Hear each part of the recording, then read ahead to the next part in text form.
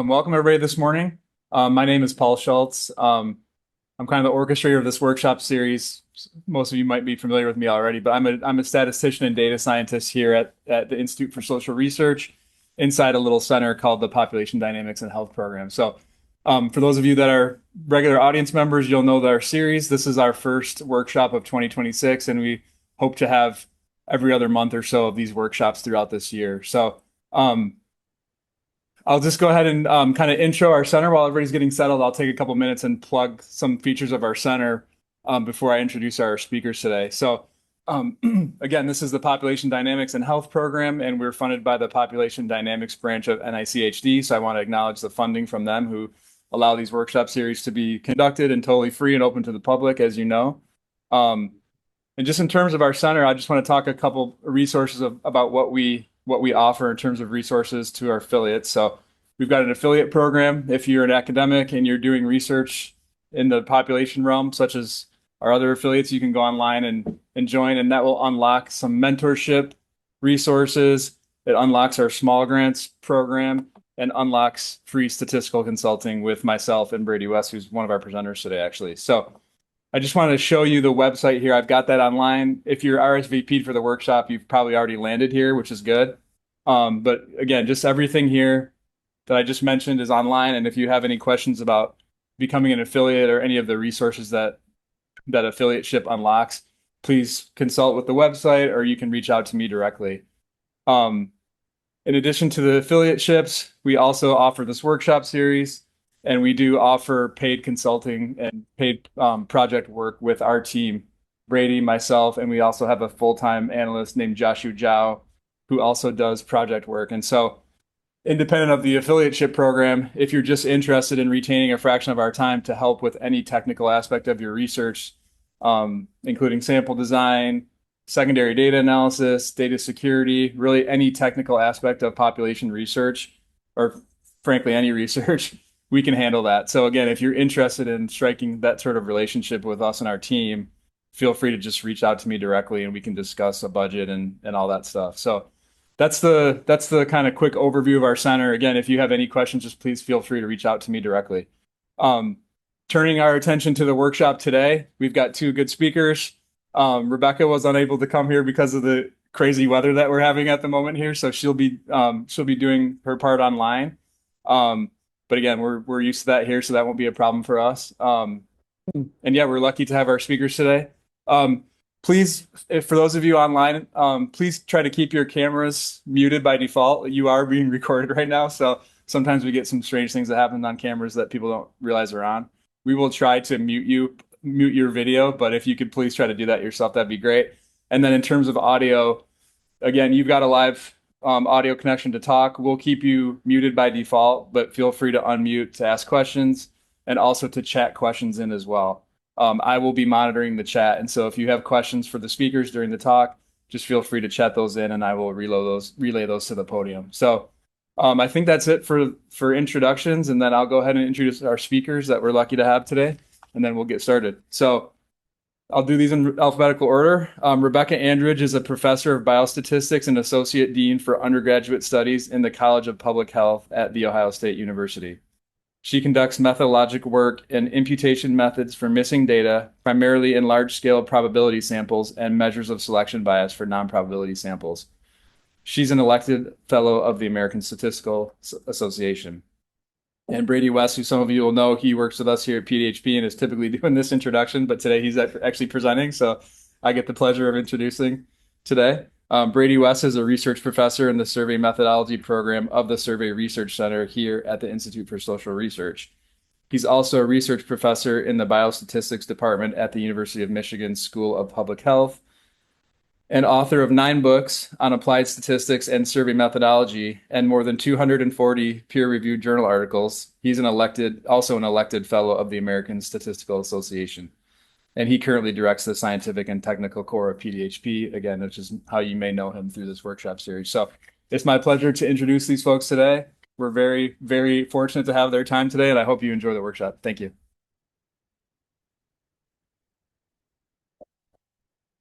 Okay, thanks, Paul. we're logistically here. I'm going to be driving all the slides from here in Ann Arbor, and Rebecca's going to be presenting, but I'll be driving, and I'm essentially one-handed today, so I'm going to do my best. But I apologize if there's any delays, but we'll definitely get through it. So we're going to be toggling back and forth between the slides, which all of you should have access to, and our studio, where we'll be presenting some live examples and walking through the code and illustrating how to implement some of these measures. So again, like Paul said, feel free to provide chat questions or ask chat questions at any point. For those of you in the room today with us, just feel free to raise your hand and stop us at any point. We're more than happy to take questions at any point during the workshop. So if something's unclear or you miss something as we're going through the code, please don't hesitate to stop us, and we'd be more than happy to go through that. So. Okay, we have our email addresses up here on the main slide. So that's another good way to get in touch with us. If you have questions after the workshop, or you're interested in collaborating or using these measures further in your own research, never hesitate to reach out to us. And that's probably the easiest way to get in touch with us. So. Okay, I'll let Rebecca do a brief intro of herself above and beyond what Paul just said. So, Rebecca. Yeah, there's not a lot to say beyond the introduction from Paul. Hello, everybody. I really wish I could be there in Ann Arbor, but the Central Ohio is not prepared for over a foot of snow, as it turns out. The one thing that I want to point out is, if you know Brady, you know that he always comes dressed representing the University of Michigan, right? He's always got the polo or the shirt. So I'm representing Ohio State. I got earrings. I got a quarter zip to try to compete, because I feel like I need that Ohio State presence. So if I were there in person, I would be all decked out. So I'm here on the Zoom screen. Like Paul said, I dabble in survey statistics. I am a biostatistician by training, but I'm really interested in population inference. I teach survey sampling to biostatisticians, and I'm, currently, as many of you are, really interested in the challenges of the growing sources of non-probability samples, and how can we harness the power of probability samples to use those to make those non-probability samples more interesting. Okay, great. Thanks, Rebecca. And just briefly, like Paul said, I'm a research professor here at ISR and also in the biostatistics department here. We also have the program in survey and data science here within ISR, which is a graduate program that grants master's and PhD degrees in survey and data science. So if any of you online or in the room are interested in learning more about that graduate program, again, feel free to reach out. Rebecca and I have both served in editorial roles with the Journal of Survey Statistics and Methodology, so that's another thing that we work on. And I've listed some of my research interests: selection bias in surveys, responsive and adaptive survey design, analysis of complex sample survey data, multi-level modeling, interviewer effects in surveys. So if anybody ever has questions on any of these different topics, I'd be more than happy to chat with you. So. Okay, so Rebecca's going to provide kind of a big picture overview of what we're talking about and the problem that we're working on. And then we'll get into some of the specific methods. We are going to be showing some equations. They are in various levels of ugliness. We will walk through all of that very clearly. Big part of accessibility that we're learning about, especially with video presentations that are being recorded, is being very vocal about what the equations are saying. So we're going to do our best to do that. And again, not make this overly mathematical. So it's very much meant to be a practical workshop that presents these measures and talks about how to implement them in practice. But we do need to talk about a little bit of the underlying math. So just to give you a heads up on that. So I'll turn it over to Rebecca for the overview on the next couple slides, and then we'll get into the specific methods. Great. Thanks, Brady. So as you can see here on the screen, and as Brady said, we're going to be using R for this workshop. So Brady and I both try to make the methods that we develop available to users by hosting things on GitHub and other sources. And so that's what we're going to be relying on here, is freely available code that you can use to implement to apply to your own problems.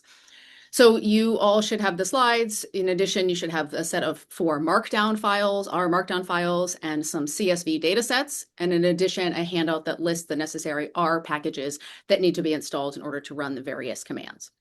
So we will go through all of that code sort of after describing each example. We're going to walk through those examples to show you sort of conceptually what we're doing. And then when we get out at the back end, and as Brady said, there are going to be some equations, but really, I promise you, most of the things are sort of conceptually make sense. So you don't really need to get too far into the weeds. And I see that Paul is putting in the chat a list of the URL where you can download the materials, the R code and the slides. So we do use the tidyverse commands for data management. I think pretty much everybody does. Back when I was in grad school, the tidyverse didn't exist, but everybody uses the tidyverse now.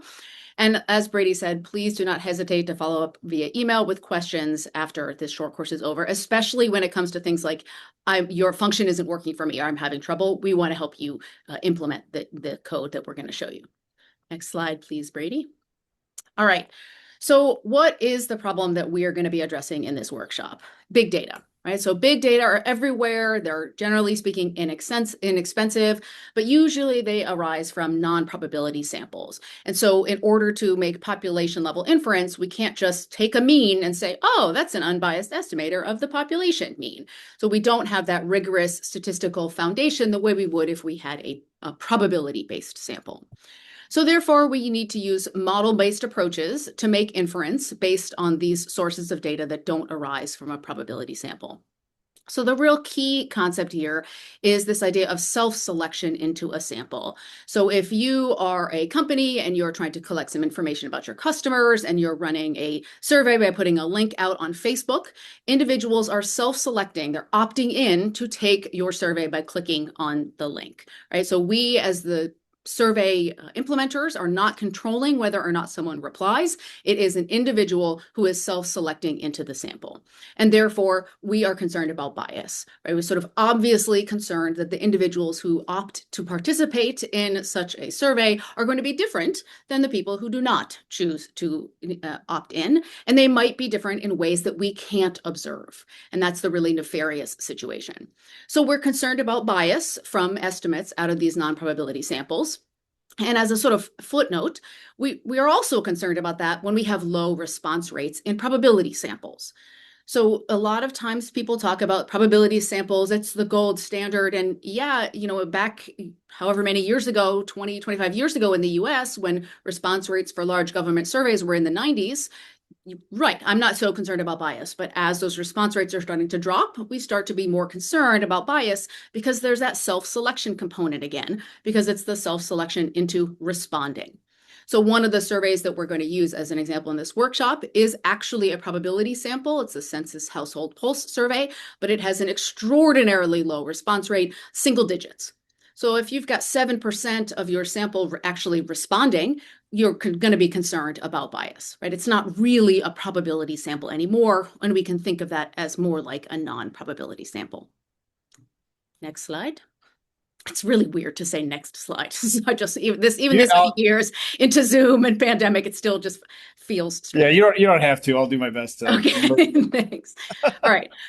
So bias, we're talking about bias, and the type of bias we're most concerned about is selection bias. So many individuals watching this presentation will probably have seen this XKCD comic before, where there's a speaker at a podium under a sign that says Statistics Conference 2022, and the speaker is saying, raise your hand if you're familiar with selection bias. As you can see, it's a term most people know because everyone in the audience has raised their hand.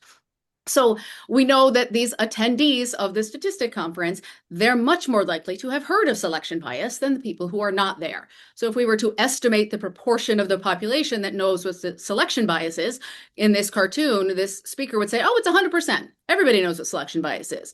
When of course that's not the case because the people who have self-selected into being in this sample at this conference are substantially different than the general population. So selection bias occurs when the individuals in your study who have taken your survey differ systematically from the rest of the population. So we're going to get bias in estimates of things that are related to those features that are different. So this is not, as we know, an issue with probability samples, because sort of by definition, we control whether or not someone is selected into a sample. We define the probability that a unit comes into the sample and is measured, and therefore we can obtain unbiased estimates through design-based inference. Importantly, as I already said, this is only true when we have decently high response rates. If we start to get larger amounts of non-response, now that self-selection component of the opting in to respond comes in, and we might have selection bias, or often we would call that non-response bias, but it's the same concept. So there are, generally speaking, two broad types of selection bias that we think about, and we use the terminology that was first coined by the pioneer in missing data, Don Rubin, in the context of non-response. I see a question in the chat, which I can answer right now. What do you find as low as response rates? So that's an excellent question. This is the advantage, by the way, of me being on Zoom, is I can see the questions popping up. So I think sometimes low is obvious. So for the Census Household Pulse, 7.5% response rate, that's obvious, right? There's in no universe are those 7.5% of people the same with respect to key outcomes as the remaining, 80 whatever, 90 whatever percent of the people. I think that in larger surveys, large federal surveys where we have response rates that are starting to decline and we're in the 70s, we're probably still okay, and I'm kind of air quoting okay, because in order for the selection bias to really be substantial enough to impact inference, the individuals have to be different in ways that are related to those outcomes that you're measuring, and they have to be sort of strongly different. Right? So it can't just be that they're a little bit more high on some outcome, because then you're not going to see a tremendous amount of bias. So it kind of depends on what we're measuring and the precision with which we're going to make decisions based on this. So for example, if we have a panel survey and it's going over time and the response rate is dropping, we're probably still going to be able to assess trends, whether things are going up or down, but the point estimate might not be precisely right if the response rate is only 60%. So what Brady and I are talking about here is something that I would say we're not advocating that you would do for these very necessarily for the large surveys where you have an 80% response rate. It's more for the much lower. We really consider it's really hard to justify that population level inference is going to be okay with the low, single digit, lower than 50% response rate. Hopefully that answers the question. I would just add to that, Rebecca, that there's a nice paper by Dan Hedlin, Hedlin, in 2020, where he talks about a general window with respect to non-response bias that's introduced by low response rates, and presents some interesting examples that point out what Rebecca was just saying. A lot of it depends on whether or not you have differences between response and non-respondents in terms of the key things that you're measuring. But he provides an analysis of windows of response rates where there's less concern about the amount of bias that might be introduced in estimates. And something often cited from that 2020 paper is like a 30% window. He argues that you can even go down as low as 30% and not have serious concerns about non-response bias, unless there are some very extreme differences between respondents and non-respondents. So that's another paper that's worth checking out for people who have that kind of question, how low can we go before there start to be concerns? But there really is no one magic number. It all depends on the differences in terms of what you're trying to measure between respondents and non-respondents. So, yeah, and Paul is putting the link into the chat. Thank you, Paul. And I will say that sometimes, you have what you have, right? I work on state-sponsored surveys in the state of Ohio when we get a 35% response rate, and that's the best we can do, and we calibrate to known margins, and we just sort of hope and assume. And so an analysis like what Brady and I are presenting might let you see, well, if there was a problem, what direction would it be? Are we overestimating something? Are we likely to be underestimating something? So that can be a helpful tool to evaluate in those situations where you're sort of at the threshold of believability in terms of the probability sample. Mm-hmm. All right, so types of selection bias. So this is the Don Rubin missing data terminology of ignorability and non-ignorability.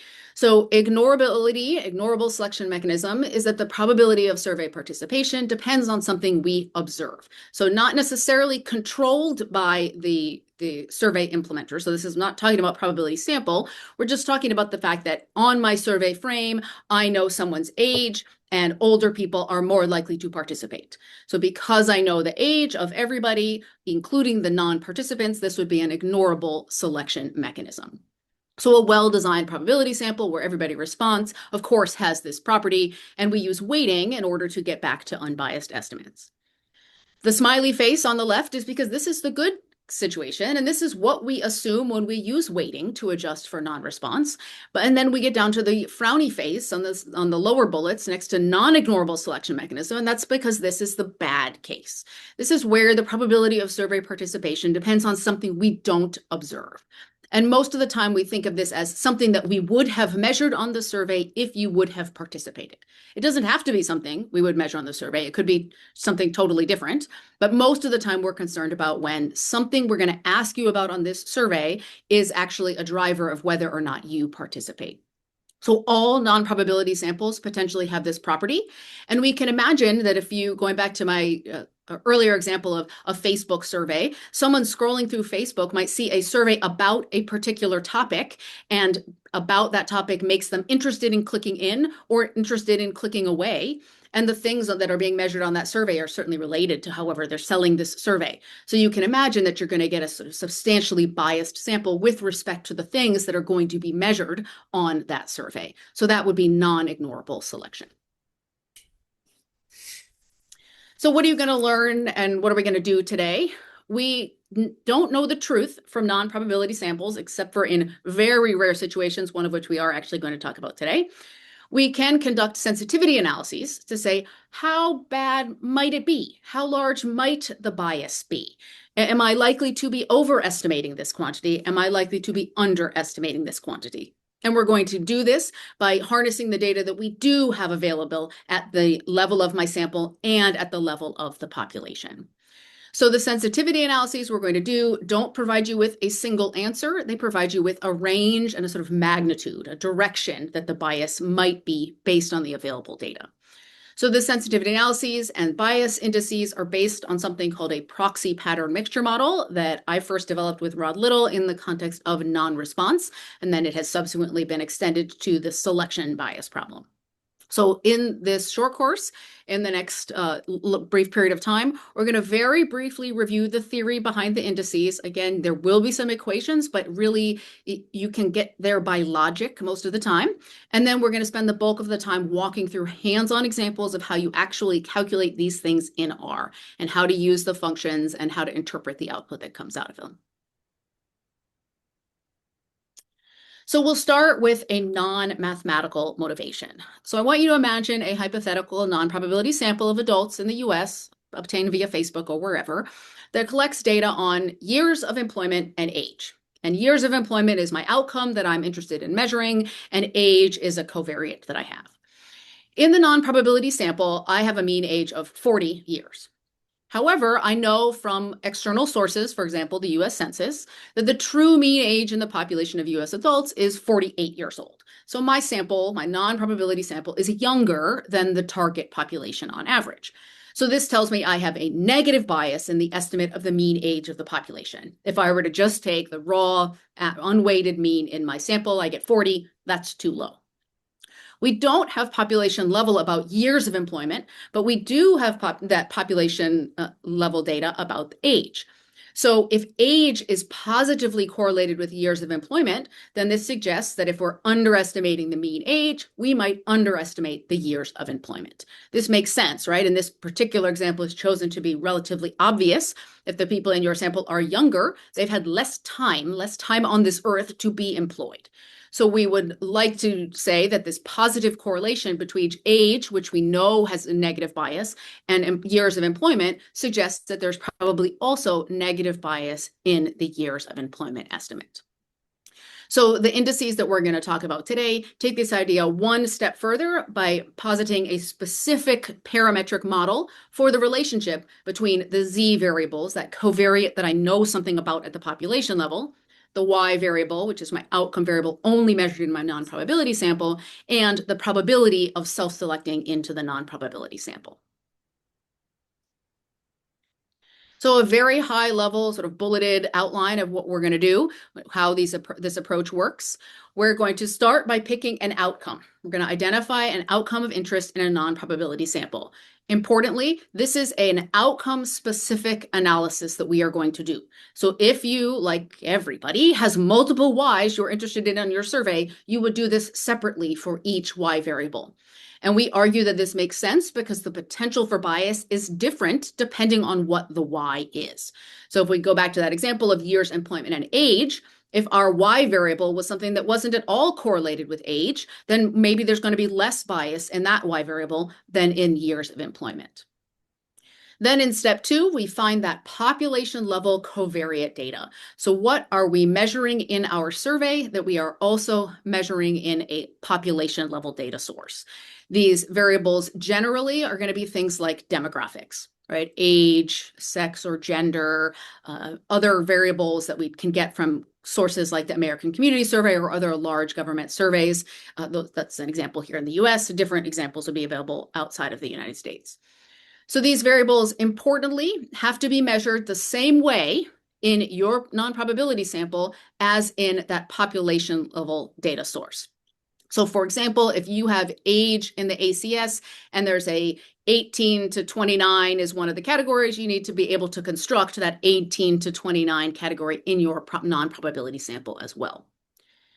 In the non-probability sample, we have the microdata, right? We have individual level data for everybody on these covariates. And in the population level, we don't need individual level. We just need means. So we need to know, or proportions. We need to know what proportion of the population is in a particular age range, or what proportion of the population lives in a particular state, et cetera. We do not need individual level data to do these approaches. You can have it, but you don't need it. So as it says in the last bullet here, possible sources for this would be in the United States, the US Census data. Other countries, you could have other administrative data sources, or it could be a large probability sample. So the large probability samples conducted by the US federal government could potentially be good sources of this population level aggregate data on covariates. So once we have identified our data sources, so we've got Y and we've got our Z's, we're going to compute what we call the proxy. So the proxy is a prediction. It's a prediction of the Y value based on what you have in your covariate data. So think of this as running a regression with your non-probability sample where you use your Z variables to predict your Y variables. Think of this in the most basic sense as a linear regression. That's the first thing I'm going to show you is using linear regression. So you've got some demographic Z variables and you're predicting your outcome Y, and you get out a Y hat, right? I'm a biostatistician. I like to say Y hat. We got the prediction Y hat. That's the proxy. It's what is your prediction for Y based on your covariates. So for everybody in your non-probability sample, you know the outcome Y, and you also know the prediction. And how close those are depends on how strong your model is. But importantly, for the target population, because I have aggregate Z data, I can actually get an estimate of the average proxy. So that's really the key there, is I know something about this prediction of Y in the full population based on my population data source, in addition to having it on the individuals in my sample. So with this proxy computed, I apply a specific parametric model. This is the pattern mixture model, and it allows, importantly, the probability of selection into the non-probability sample to be a function of Y in addition to the proxy. And remember that proxy is a prediction using covariates, so it is based on things that are observed. So the non-ignorable piece is coming in where we're allowing selection to depend on that outcome that we are measuring. So these measures of bias use this auxiliary information for both the full population in aggregate and the sample. And there's a sensitivity parameter that we tune, a bounded sensitivity parameter that we'll talk about, that allows you to say, what if selection didn't depend on Y, all the way up to what if selection depended entirely on Y. So that's that sensitivity analysis. Then we can use the indices or the underlying model to adjust estimates. So instead of relying on an estimate that assumes ignorability, we could say, what if there's some non-ignorability? What would my point estimate be? And what would an credible or confidence interval be for that? Okay, thanks, Rebecca. Just quick pause. Any questions on Zoom or questions in the room? Yeah, Raphael. Yep. So that's they're developed, like in the methods. Oh, sorry. Okay, there you go. Maybe it's better. One of the things that I've always thought when I looked at the measures that you developed is you always are, and it makes sense, right? Like for non-probability samples, you're always working with the aggregate Z's, right? Like the averages or totals. Mhm. But let's say that I have a probability sample, and I do have at the individual level the Z's for respondents and non-respondents. Would that be any different than what you're doing there with aggregates, or for having the individual Z's? In that case, Rafael, where you have data from a probability sample, you're trying to use that microdata to come up with those aggregate estimates. Like the method's still going to work the same. You still need these aggregate estimates from one source or another. The issue with the probability sample, and I'm glad Sergio is with us today. So Sergio Martinez is one of my PhD students who's working on this problem that I'm about to describe. With the probability sample, when you compute those aggregate estimates on the Z's, like their means, their variances, covariances, those are point estimates, and they also have sampling variability. So if you were to use a source like the US Census or a huge survey like the ACS, you're probably going to get point estimates of these aggregate quantities without much variability. With a smaller probability sample, you might have a little bit more variability in the estimates. And the methods we're talking about assume that those point estimates are known quantities describing the population. The measures were designed with that idea in mind. What Sergio is working on is how can we further use these measures in a way that recognizes the uncertainty in those input population quantities. So having the microdata is nice, but ultimately you're still trying to compute those aggregates. Rebecca and I are working on a different problem where we can actually leverage that microdata. But for what we're talking about today, we just need those aggregates. And the question is, how much sampling variability is there when you compute them based on the probability sample? And that's what Sergio is working on. These measures we'll be talking about assume that there's no variability in those estimates. Okay, thank you. Now, just a follow-up, quick follow-up. Let's say that instead of probability, you do have a census, but then you have like non-response, right? Like, and you have the microdata for the cases, right? Like, does having the microdata any better than just having the aggregates, or you're just going to aggregate anyway and apply? It's not giving you any advantages. Like I said, there are some other applications, like one that Rebecca and I are working on, like mass imputation, where having the microdata and being able to predict for every case in that probability sample is a great thing. But for the purpose of the measures we'll be talking about today, you're still just getting the aggregates anyway.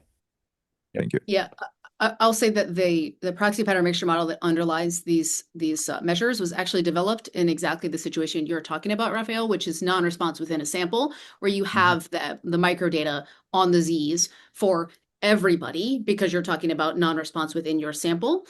And actually the extent when we developed those, we sort of assumed you had the microdata and then later realized you don't need it because the estimates you only need the sufficient statistics in order to get the estimates. So there isn't actually an advantage to having the microdata in that particular context. Yeah, it's just the case, like in some cases, you can't find good population sources on the Z's outside of a big probability sample. And in fact, I would argue with the work that Rebecca and I have been doing just in applications, that's probably the more common case. Like depending on what Z's you have available in your non-probability sample, you have to find a probability sample that also had similar measures of those Z's. Like the census is only going to take you so far, right? So. And the other thing I'll say is that if in your original question, you said I have a probability sample and there's some non-response, the advantage of having the microdata there on the non-respondents is you could use imputation and you could impute under this model that assumes non-ignorability and then use design-based inference on those multiply imputed estimates. So there you need that microdata so that you can use it within an imputation framework. Yep. Yeah, but we're going to keep things simple to start. And like Rebecca was just going through, for practical purposes, we just need those aggregate quantities. That's one of our key inputs. So, okay, so we're going to go through these various measures of selection bias, and we're going to describe them for different quantities as we go through the workshop. So we're going to start with the relatively simple case where the focus is on estimation of means at the population level for continuous variables. And then we're going to get into proportions and regression coefficients. So we'll talk about measures of bias in different kinds of estimates. And essentially with this introduction of how this works for means, the same machinery more or less is going to apply to all these different kinds of estimates. These are just different extensions. So we're going to spend a little bit more time talking about the machinery to begin with, but then as we get into these other types of measures, we're going to see that it's a very similar idea that's applied repeatedly, uses very similar input information, and has just been adapted to different kinds of estimates. So we'll spend some time talking about those concepts here. Okay, so we're talking about the case where in our non-probability sample, the variable of interest y is continuous in nature. Okay, so something like number of years that you've been employed, like Rebecca was talking about, or your blood pressure, or your weight, or some kind of continuous scale like a feeling thermometer in political science, or something like that, a continuous measure. And the goal is to estimate the mean of that unique measure y in your target population, given this data from the non-probability sample.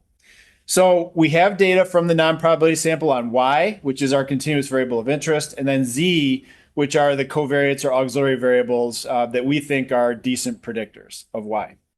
We also have that aggregate population information for z only. So we don't have any information about y in the population. That's why we're trying to get it from this non-probability sample. But we do have that aggregate population information for those z variables. And again, that could come from administrative records or census data or some other large probability sample where we can get point estimates that have small standard errors. And there again, I mentioned that assumption. We're assuming that that aggregate information basically comes without sampling variability as inputs to this procedure. And that's an extension that we're working on right now. So using the non-probability sample, we use those z variables to create that auxiliary proxy that Rebecca was talking about for y. And in this simple case where y is a continuous variable, that gets constructed from a linear regression of y on the z variables, specifically for those selected cases in our non-probability sample. That's what that s equals 1 means. We're fitting that model to the selected cases in our non-probability sample. And we call that auxiliary proxy x in our notation here. And that's the best predictor of y that we can get from the non-probability sample. So in this pretty simple case here, x is just formed from that linear combination of the z's and the estimated regression coefficients that we get based on that non-probability sample. So it's literally the linear predictor from that linear regression model. So basically, this is a data reduction technique, and it eliminates the parts of z that are not strongly associated with y. Okay, we consider all those z variables to begin with, but everything gets kind of soaked up into that single auxiliary predictor variable x. And we're calling that variable x the proxy, which is our best predictor of y. Okay, so that's all coming from the non-probability sample. Yep, Raphael. Yep. Yeah, just say it loud so they can hear you on Zoom. If you have a single z, Yep. you need a proxy. If you have a single z, you can just plug that in, right? Assuming that z is a very good predictor of y. I mean, you could just fit that very simple linear regression model to come up with that predicted value, but it's kind of redundant in that case. Yeah. So it's an idea, but ideally you want to have multiple z's, right? That can do a good job of explaining variability in the y, but there's nothing to stop you from using a single z. If you think it's a really good, the best single predictor of y that you have available, and you have that population information on z available as well. That's the key point. Okay. So we want that auxiliary proxy x to be a strong correlate of y. That is a fundamental part of the effectiveness of these methods. Okay. These methods are not really going to work well if your auxiliary proxy, only explains less than 1% of the variability in your y variable. We really want that auxiliary proxy to be a nice correlate of y, which means that the covariates z are good predictors of y. And that makes sense if you think about it intuitively again. We want, like Rebecca's example with age and years of employment, we want that auxiliary information to be a good indicator for that variable that we're trying to ultimately measure in the non-probability sample. So the proxy is generally going to have a strong positive correlation with y. And the larger this positive correlation, the more information that those covariates z are going to be providing you about the potential bias in your estimate from the selected sample. So conversely, if z only has a very weak association with y, it doesn't tell us that much about the potential bias in y.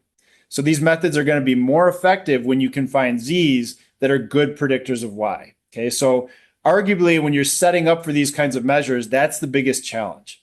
is finding good Z's that predict Y in your non-probability sample, and then also finding those population data sources that also contain information on the Z's that you can use to compute the aggregates. I would argue that that probably takes the most time when you're working with these different measures, because like Rebecca said, we have to go through this process of finding the Z's for every unique Y that we want to make inference about. We have to repeat this process for all the different Y's that we're interested in analyzing.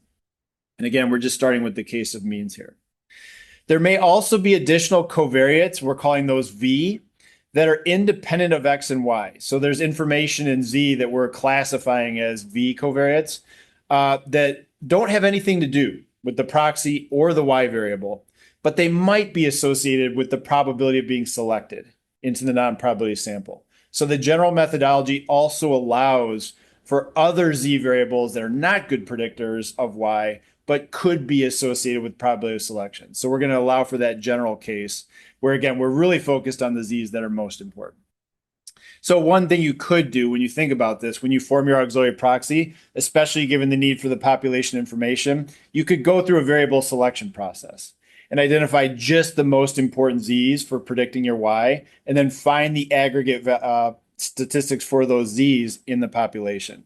Rather than finding aggregates for 10 Z's, you might only want to focus on aggregates for 3 Z's that are the most important predictors. Okay?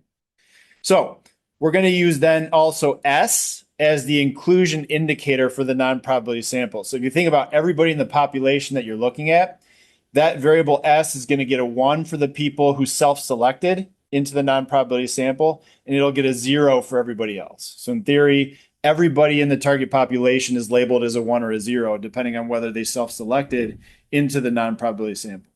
So again, just to recap, we have the proxy X, the variable of interest Y, we have the covariate Z that are being used to form X, we have these other variables V that don't have anything to do with X and Y, but we're allowing for those to exist. And then we have the S indicator for self-selection into the non-probability sample. Okay, so first slide showing a little bit of math. We do have to write down that pattern mixture model that kind of underlies everything we're talking about today. Oh yeah, Paul. Yep. Quick question from the chat. In the data, won't we only have S equals 1 for everyone in the sample? That's just, again, to provide the notation for the idea of the pattern mixture model, yes. Everybody in the non-probability sample has a value of 1. Thinking about it in theory, you also have zeros for everybody else where you're getting that Z information. Okay. Yep, Raphael. So just to follow up on Yep. that, when you about variable selection, right? Yep. Variable selection on the set of respondents. Right. Now, this is something that I've been struggling with, right? Like, what if the relationship, right? Like of X and, Z and D and Y. on the set of respondents is different. Haha, there you go. Respondent. Rebecca, motivation for the exact paper that we're revising right now. So, very good point, Raphael. This is making the assumption that that regression model that you're fitting applies to the entire population, right? So we're basically assuming there's no selection bias in the estimates of those coefficients, and we can just transport them to the rest of the population. That's another key assumption of these measures. That paper that I was alluding to, we are, again, trying to extend that and allow for differences between the non-probability sample and the rest of the population. It's a very challenging problem, but it's a good problem to think about. Wait, hold on. Let me interject for just a second here. So we're not actually assuming that Y given Z, that those covariates, those parameters, those betas are the same in the selected and non-selected, despite the fact that we use it to create the proxy. In fact, the pattern mixture model that we assumes that those betas would be different. They could right? change. So they can change, right? And we can't estimate the betas in the non-probability sample. But we are assuming that it is the same Z's. So that's the assumption, is that we have the set of Z's that predict Y. What those regression coefficients are for Y given Z are allowed to differ in the selected and the non-selected, but it has to be that we've got the right Z's. Right.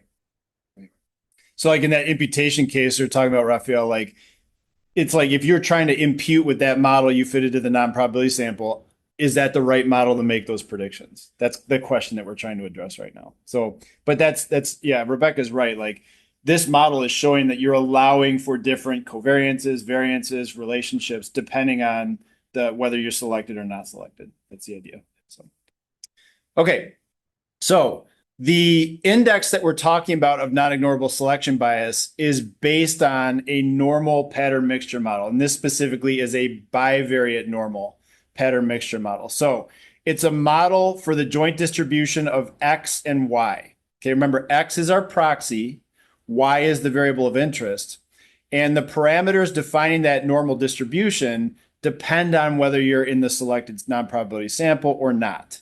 So you see it says given S is equal to J, and then J could be 1 or 0, depending on whether you self-select into the non-probability sample or not. So you can see that this model defines different means on the proxy in Y, okay, depending on whether you're selected or not, and different variances and covariances of X and Y, depending on whether you're selected or not. So you see everything is kind of superscripted by that J. Okay, so that's the idea of a mix of patterns. That's the pattern mixture model, is that those means, variances, and covariances depend on whether you were selected or not selected. Okay. Now, another piece of that model is this selection probability, the probability that you're selected into the non-probability sample. That's a general function. Okay, so that F could be any functional form. That's another nice thing about this model. F doesn't have to be a specified function. It's arbitrary. Okay, it's any general function of X, Y, and those other variables V that are unrelated to X and Y, but could also be predictive of selection into the non-probability sample. Okay, so it's a function of the proxy variable X that we just discussed, the outcome variable Y. This is where we allow selection into the sample to depend on Y. That's that non-ignorable mechanism. Okay, and then these other variables V. Now, fundamental to that selection model is you see this additional parameter phi. Okay, that's the sensitivity parameter that Rebecca was talking about. And that's where we can allow selection into the non-probability sample to be a function of Y. This is what allows for that non-ignorable selection mechanism. And we can vary the values of phi between 0 and 1. And that's what allows for our sensitivity analysis. Okay. Now, we don't have any information in the data about the value of phi, because again, all we see is that selected non-probability sample. Everybody has S equal to 1. Okay. So we don't know anything about phi from the data that we have in hand. We use that as a sensitivity parameter to perform a sensitivity analysis. And again, like Rebecca said, understand the potential magnitude of the bias rather than resulting in one single answer. Okay. The method allows you to pick a value of phi. If you think that you know that value of phi based on prior information, there's nothing to stop you from just using a single value of phi in this particular model. But more generally in a sensitivity analysis, we want to vary that value of phi between 0 and 1 and look at the magnitude of the bias that might result, depending on what we're willing to assume about phi. So if you see from that probability model, if phi is equal to 0, that means that selection depends only on the auxiliary proxy X, the observables that we have in hand, and potentially those V's, but not on Y, right? If phi is equal to 0, that Y part cancels out of that selection function, okay? On the other extreme hand, if phi is equal to 1, that means that selection depends on Y only. That's that case that Rebecca was talking about, the extreme non-ignorable case, where selection is only a function of Y and not the auxiliary proxy X, not the observables, okay? So the probability of being selected in the non-probability sample depends entirely on Y. We would call that extremely non-ignorable. We think that in practice, in most cases, phi is going to be somewhere between those two extremes, somewhere between 0 and 1, where selection depends on some combination of X and Y. I mean, that's still a non-ignorable mechanism because selection depends in some part on Y, but we think it could be some combination. And as we're going to talk about, we think there are certain values of phi that work pretty well in practice based on a lot of empirical evidence. Okay, so, but that phi, we're going to see that in common to all the measures that we're talking about today. And that's something that we can vary to look at the sensitivity of our estimates to what we're willing to assume about the selection mechanism. But it's just very important to make that point up front that there is no information in the selected non-probability sample about phi. We have to make an assumption and look at different possible values of phi. Brady, Okay. Wait, Brady, Yeah. before you go on, Yeah. can we go back Yeah, to yeah. the other slide? Sure. Yeah. So there was the question in the chat about won't we only have S equals 1 in our sample? Right. Yes, of course. And so one of the implications of that is that if we look at this model, there are parameters that we cannot estimate. Right. Yeah. Most obviously, we cannot estimate the mean of y in the non-selected sample. So that would be mu y with a superscript of 0 for non-selected. So we can't estimate that. And we can't estimate the variance, sigma yy 0. And we can't estimate the correlation between x and y in the non-selected sample. So that's exactly the problem. And therefore, this applying the proxy pattern mixture model is in introducing this assumption about selection, and the sensitivity parameter is allowing us to identify those parameters. Otherwise, if we just wrote down this bivariate normal distribution conditional on the selection, we couldn't do anything. We'd be stuck. We don't have an estimate for the mean of y in the non-selected sample. So that is exactly the point, is we only have S equals 1. What additional assumption do we need to make in order to identify the parameters that describe the distribution of S equals 0? That was a great question in the chat. Yep. Rafa. Just a quick question, like more like formality there for phi. Is phi equals 1 when selection depends strictly on y, or can it be like when selection depends strictly on a w that's non-observable?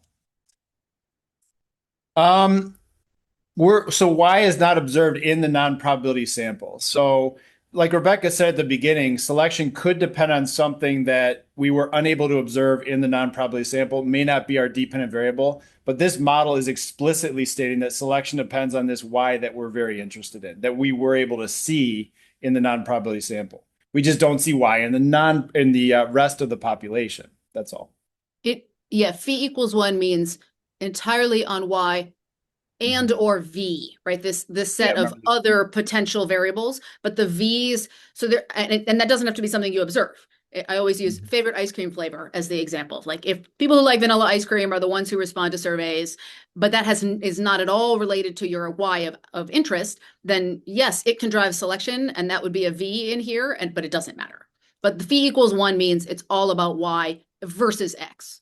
The v's can float around there and do what they like. Right, but like, let's say there's a w there, right, that is correlated to y, but is not observable, and selection only depends on this w. Like, will that lead to phi equals 1, or will that lead to a phi between 0 and 1? And it doesn't depend at all on x, right? It doesn't depend at all on x. If it doesn't depend at all on x, then phi equals 1 is likely to give you the closest to the right answer. Yes. Yeah, for W, right? We just don't know. That depends on the correlation between W and Y. Right. If they're highly correlated, then phi equals 1 is going to be a really good estimated. If they're weakly correlated, then this method might not return you back good estimates, because it's being driven by this other thing that is only weakly correlated with Y and not at all with the X. Right. Okay. All right, so given all that information then, and the fact that a choice of phi allows us to identify those parameters for the cases that were not in the selected sample, like Rebecca was just saying, Rebecca's original work on this with Rod, they showed that the maximum likelihood estimate of the mean of y for the overall population given that phi can be written as you see in this equation here. And again, I don't want you to get bogged down by memorizing this formula or anything like that. We just really want to give you this intuition for how these measures are working. So the overall mean of y, that's the target of our inference. Okay, that's remember, that's what we're trying to estimate, is this overall mean of y in the population, is written as the mean of y in your non-probability sample. So that's y bar 1. Okay, so that's the mean of y given what you were able to observe in the non-probability sample, plus this adjustment factor, which I'll come back to in a second, multiplied by the difference between the mean of the proxy in the population, that's that capital X bar, and the mean of that proxy in the non-probability sample, that's little x bar 1. Remember, that's based on information that we have. We can compute the mean of the proxy in the non-probability sample, and given the aggregate population information, we can compute that mean of the proxy for the overall population. Okay, so if you just set aside that adjustment factor that's being multiplied by that difference, you can think about the intuition here. Okay, there's an adjustment being applied to the mean from the non-probability sample based on the information that we have in that proxy.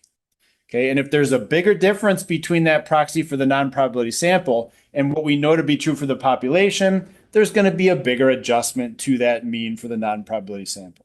That's the basic intuition here. Now, there's a scaling factor that gets multiplied by that difference.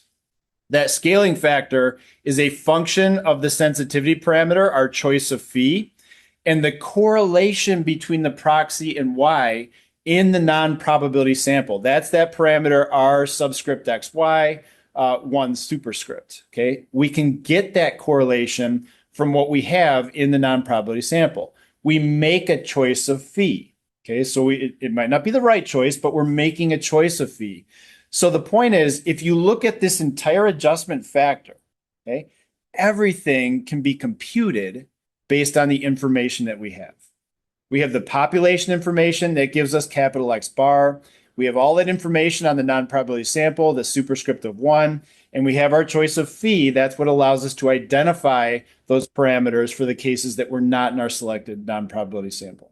Okay, so we have all these pieces that we need to calculate that adjustment that is required to look at the overall population mean.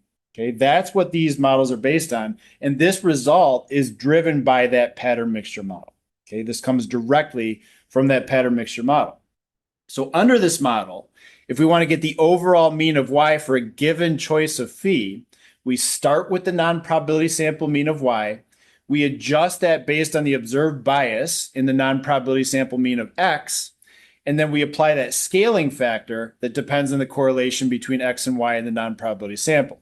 So this is why it's so important to have this strong correlation between x and y in the non-probability sample so that we get the right type of adjustment looking at that proxy information. Okay, the higher that correlation, the better this adjustment's going to be. Okay, so that scaling factor piece ranges from simply the correlation between x and y if phi is equal to 0. If you just plug in a 0 phi, you can see where we get just that correlation, to 1 divided by that correlation if phi is equal to 1. So in the ignorable case, when phi is equal to 0, where selection just depends on the observables, you can see that this adjustment is just like a classical regression adjustment, given the observed information. The mean for the non-probability sample plus the correlation times that difference in the proxy information. It's like a simple regression adjustment. But then that adjustment looks different in the fully non-ignorable case, when phi is equal to 1, when that scaling factor becomes 1 divided by that correlation. And so this is another point here. If that correlation between x and y is low, notice that that scaling factor is really going to blow up in the non-ignorable case, right? Because we might be dividing 1 by 0.01. And if we do have a fully non-ignorable selection mechanism, that scaling factor is going to become huge. And we're going to get a very unstable estimate of that adjustment. Okay, so it's another reason why we want that correlation to be large in magnitude. Okay, so given that result for the population mean of y, we can then compute what's called the standardized measure of unadjusted bias in the estimate of that mean. All we're doing is flipping around that equation that I had on the previous slide to come up with a measure of bias. Okay, that standardized measure of unadjusted bias is the mean for the non-probability sample minus that mean for the full population that we just wrote down, divided by the standard deviation of y given the selected non-probability sample. And so we can write that all out if you just plug in that equation from the previous slide. As you see here, that measure of unadjusted bias just becomes that scaling factor multiplied by the inverse of that difference. So now we have the mean for the non-probability sample minus the population mean divided by the standard deviation of that auxiliary proxy for the selected sample. We're just doing a little bit of algebra and flipping around that equation on the previous slide. Okay, that's all that's showing.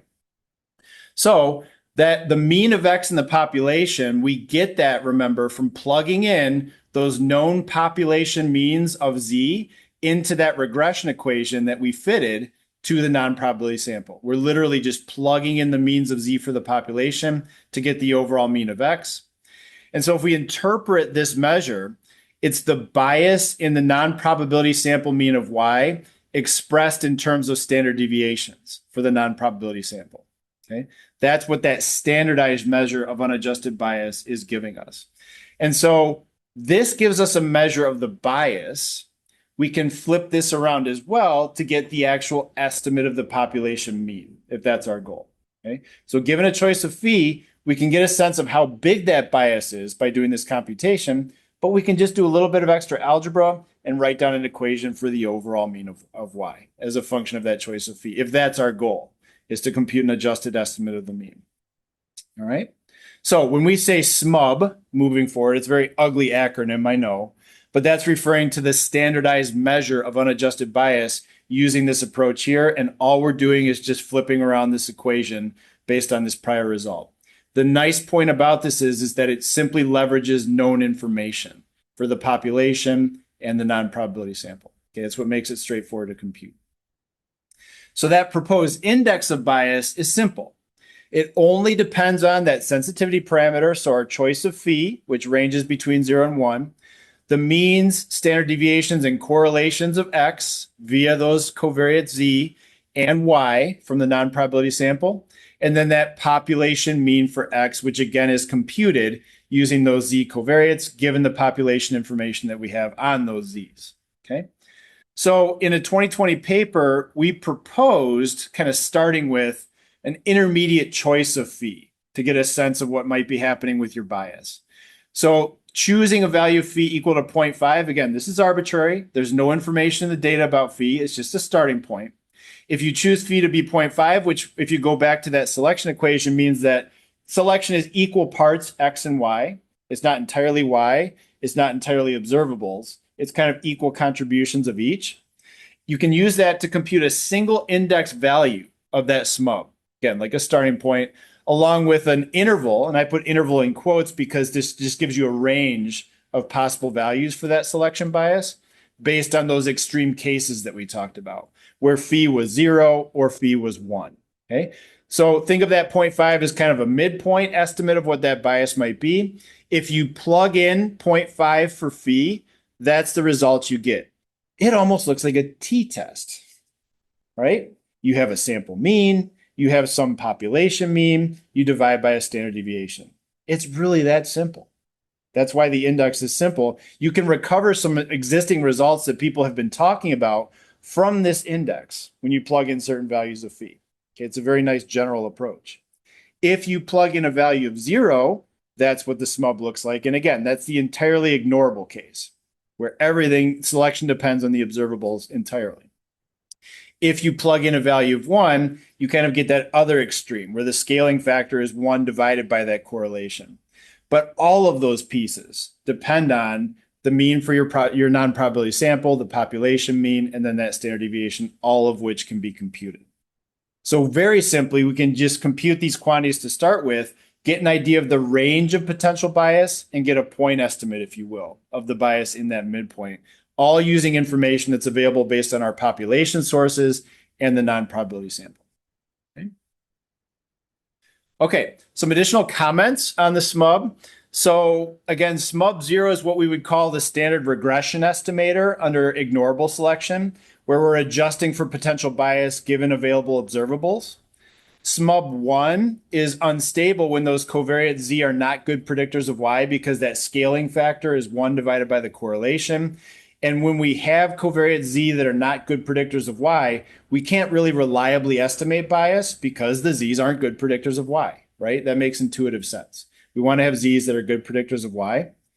And SMUB 0.5 as a starting midpoint choice, again, is related to a prior result that's been proposed in other literature, talked about in other workshops. And what we're showing is that that bias effect size that's previously been talked about in the literature has a model-based justification. If you use the pattern mixture model to govern this process, we can show that what people have talked about previously does have an underlying model-based justification. Okay, and in our approach, we're using the full bias expression in the numerator of that effect size here. So again, the non-probability sample minus the population mean.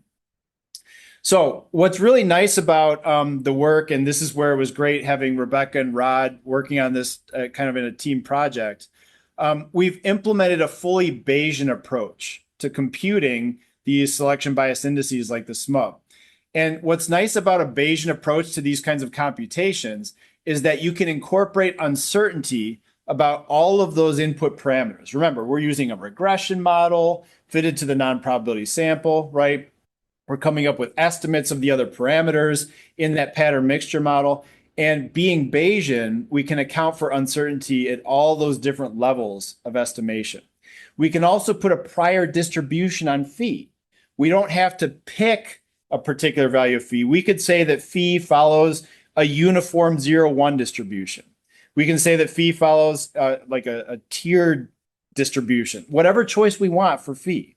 Okay, we can pick that and see what happens with our estimates of that SMUB measure. Okay, now if we do follow a Bayesian approach, we do also need the covariances of the z's for those non-selected cases. But that's just another piece of aggregate population information that we can get from our population source. And back to earlier questions that came up, this is where having microdata from a probability sample can be useful at the population level, because if we want to be Bayesian and we need the covariances of those z variables, we can estimate those covariances from that probability sample source. If we're just reading a table of means based on the census, we may not have access to the covariances of the z's at the population level. But if we're analyzing data from a probability sample, we can get population estimates of the covariances of those z's, which would enable this kind of fully Bayesian approach to making inference about the selection bias measures. So that's another argument for using a big probability sample as your population source, is it kind of unlocks this fully Bayesian approach to making inference about the bias. Okay, so I really like this approach, and we're going to demonstrate it in practice because, again, without any information about phi in the data, you can look at a range of possible values of phi. And assuming that phi has some distribution like I talked about, you can see what the corresponding distribution of the selection bias measures would be and allow for uncertainty in those estimates. So we'll talk about how to implement that in practice. When you calculate the maximum likelihood estimates of that SMUB, it might be best to use a cross-validated estimate of that correlation between X and Y to compute our indices. So again, as part of that process, remember, it's a function of that correlation between X and Y. And what happens by using a cross-validated estimate of that is that you prevent overfitting. So we might do our best possible job, and this is something else that Sergio is working on right now as part of his dissertation, is finding good predictions of Y, not necessarily simply using linear regression. There are many ways we could come up with that proxy variable. Here, we're just using linear regression. But you might overfit a model for Y based on your non-probability sample and get an optimistic correlation of Y and X from what you're doing in the non-probability sample. The cross-validation approach will give you a more realistic estimate of that correlation between Y and X that's not driven entirely by your one non-probability sample. That might provide you with a better form of that correlation.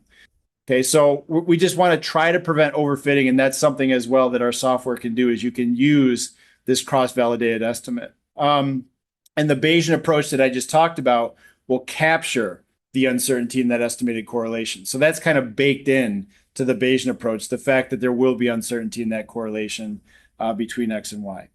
So we've developed our code and functions to implement this Bayesian approach that you're about to learn about.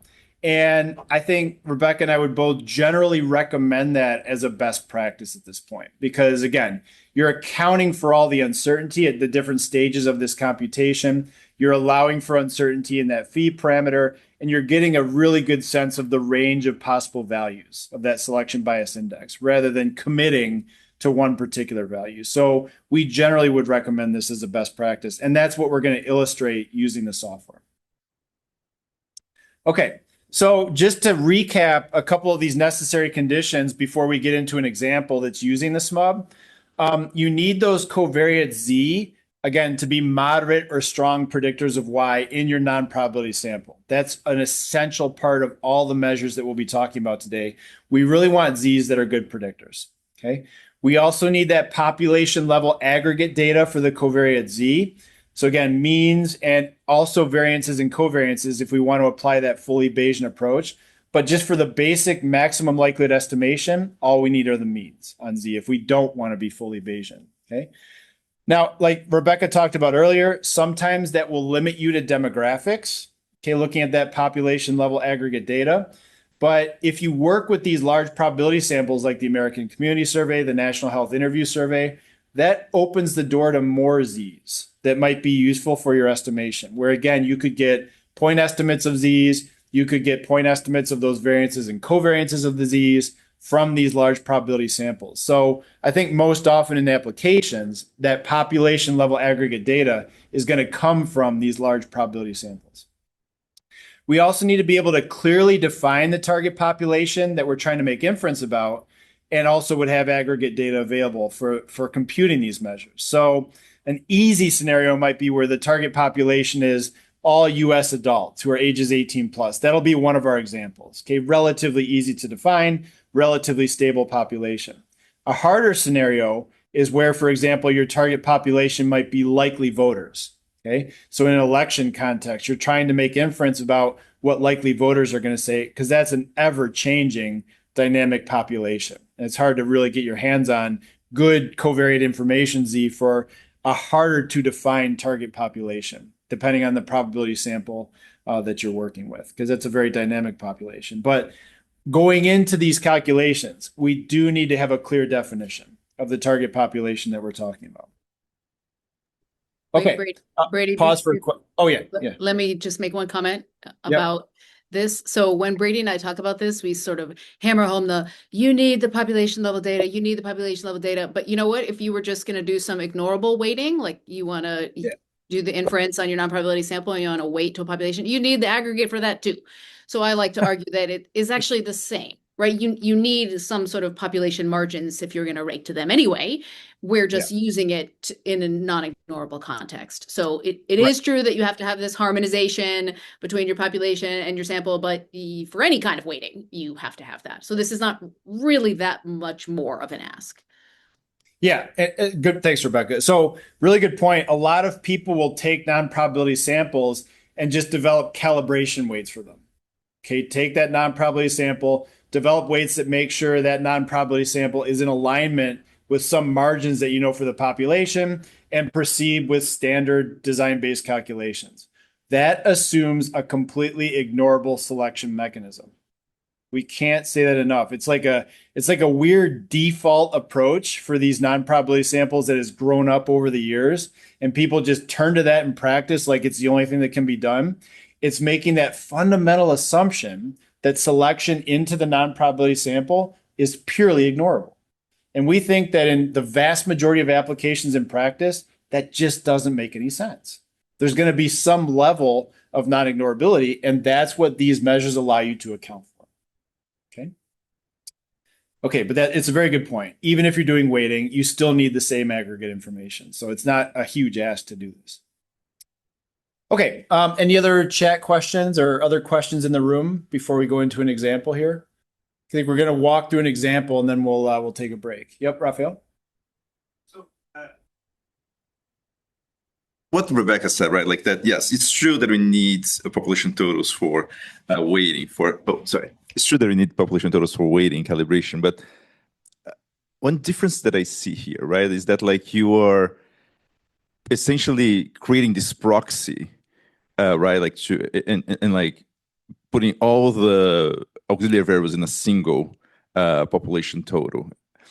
On weighting, right, like we usually like use it on raking. We only use the margins, or post-certification, we use the full joint distribution, right? Like, so I'm just wondering, after you said that, like, is there anything that you're losing by using this proxy, right, and not using like I don't know if it's even possible to develop a measure or to use proxy, the pattern mixture model, the way that Rebecca uses with the proxy, but using the individual auxiliary variables and potential interactions, or even like the full joint saturated model. Well, I think the nice thing, Raphael, about using the proxy is that it's going to be largely determined by the most important predictors of Y. That's the thing that's largely recognizing. So like post-stratification, general raking, whatever, you're using all these margins kind of blind to whether those variables are predictive of Y. The proxy is going to be dominated by the most important predictors of Y, whether they're interactions. You could fit whatever kind of model you wanted that based on your substantive knowledge that would give you the best predictors of Y. So in some sense, I think you're gaining information in the way that the proxy is being used. If a lot of those cells that are being formed for post-stratification don't vary in terms of Y, there's a lot of noise there. And the proxy is really making you focus on the most important predictors. That would be my take on it, but Yeah, I'd be curious. Yeah, so I totally agree. I think the other problem is that pattern mixture models have a lot of parameters that are unidentifiable. And if you start adding Ys, you get into multivariate pattern mixture models. Even a simple version would require multiple sensitivity parameters, and how would you vary those together or separately becomes really complex. So actually, I have some work applying this model in the context of randomized trials where we're thinking about generalizability. And even there, we have to have two sensitivity parameters because we have the control group and a treatment group, and how you jointly or separately vary two different sensitivity parameters is complicated. And that's even still using a proxy, right? We just have a proxy for the two different counterfactuals. So the simplicity of this model, we argue, outweighs the fact that that we might be potentially missing some complex interactions that we didn't include in the creation of the proxy. Okay. Yeah, so there's a modeling task that underlies all this. We're assuming that linear proxy exists for the mean, but it's not a trivial exercise to find a really good model for that Y. Okay, so that's an important part of the overall process here. We do have another question from the chat that just came in. This says, let's say you're using the US Census and that the response rates for the census have been changing over time, and thus the standard errors for population will also be changing over time. Also, say I have many, many years of data I would like to estimate, for example, trends. Are the resulting estimates from this process likely to change over time as well? Sure. Yeah, there's definitely potential. Again, like Rebecca was saying in the onset, this method would need to be applied to each estimate that you're computing. So if you were looking at a trend in some variable Y over time, you'd need to reapply the method in each wave that you were analyzing, right?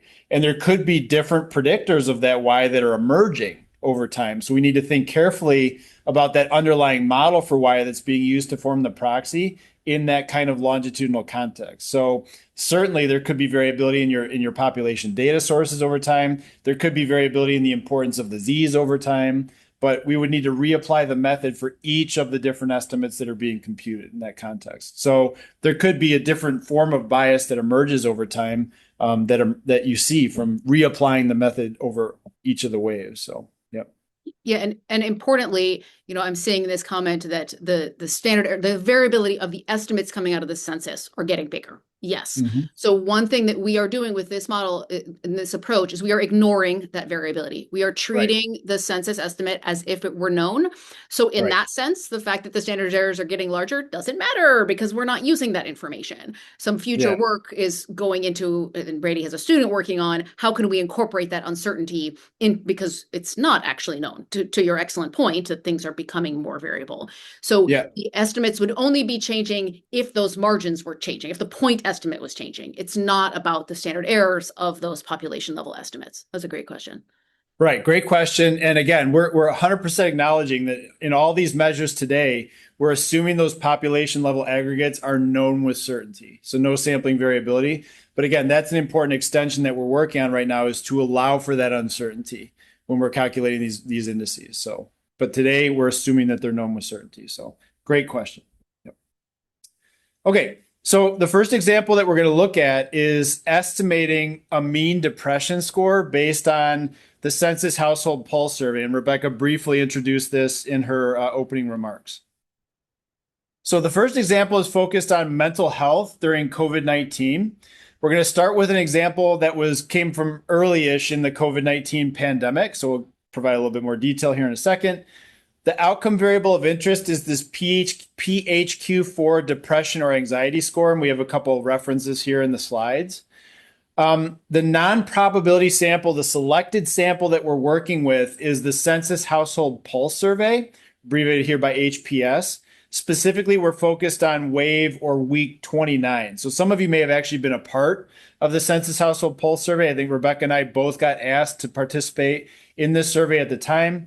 But this particular week of their pulse survey, which went out by text message to many thousands of people, occurred between April 28th and May 10th, 2021. So this is a little bit after the onset of the pandemic, but still very much within that range where we were certainly having major public health issues. The goal was to estimate the mean PHQ-4 score of the US adult population. So again, being very careful about our target population definition, we wanted to estimate the mean of that variable that was only collected in our non-probability sample at that particular point in time. And we chose this time period because it corresponded to a time when vaccines were available to all adults in the US population for about 1 month. Okay? The concern is that individuals experiencing poorer mental health may be less likely to participate in the survey. And again, that's the exact definition of the non-ignorable selection mechanism that we've talked about. Okay, if somebody's experiencing poor mental health, they might get this text message and just delete it instantly and not participate in the survey. And only the people with better mental health at this point in time would have been responding to that text message and participating in the survey. And if that holds, even after adjusting for all these observable covariates, we would have evidence of non-ignorable selection bias. So that's the overall concern here. So the census HPS, it's important to note, is technically a probability sample. Okay, we want to be clear about that. It's an experimental data product from the census, and they conducted repeated cross-sectional online samples. So this was not a longitudinal study. They were just repeatedly collecting data in these different weeks. The sampling frame that the census used was the Census Bureau's master address file, specifically for addresses where at least one email address or cell phone number was known. So that's about 80% of the addresses in Census's master address file, but that was their frame that they started with. For this example, we consider this like a non-probability sample because the response rate was extremely low. Okay, APOR response rate 1 was about 7.5%, and the PHQ-4 score was missing for about 18% of the responding sample. So on top of the unit non-response, we also had missing data for a big chunk of the actual responding sample. So that's additional missing data. So that when we look at our selected sample, we're only looking at the individuals who actually provided the PHQ-4 score, right? So it's very possible that we're looking at a very selected sample of the overall population when we get down to it. So the resulting respondent sample that we're going to look at was about 64,588 people. And this is the big data paradox, right? You look at this sample size and you say, Brady, like, what are you talking about with bias? You've got 65,000 people. How could you possibly be computing a biased estimate of anything based on a sample of 65,000 people? Well, we're going to see exactly what's happening here, okay? Big data does not mean low bias, okay? Definitely we got to get that like spread throughout the entire research community, okay? Just looking at a number like this does not guarantee that that sample is free from bias in its estimates, because if those people who responded are very different on the variables of interest from the other people in the population, we're going to have significant bias, okay? So the outcome of interest is, again, this PHQ-4 depression anxiety score. It's created as a sum of 4 variables. These variables: anxious, worry, interest, and down. And it ranges from 0 to 16, with higher scores indicating more depression and or anxiety. Okay. Now, what about the Z's? So we've defined our Y. What about the Z's? Okay, so the covariates that we wanted to look at included sex, male or female. It was collected as a binary variable, okay, to be clear. Age group, we see these 6 different age groups. Education, high school or less, some college, college or post-college. Race, white, black, Asian, or all of the races. Ethnicity, Hispanic or not Hispanic. And state. So 50 states plus Washington, D.C., okay?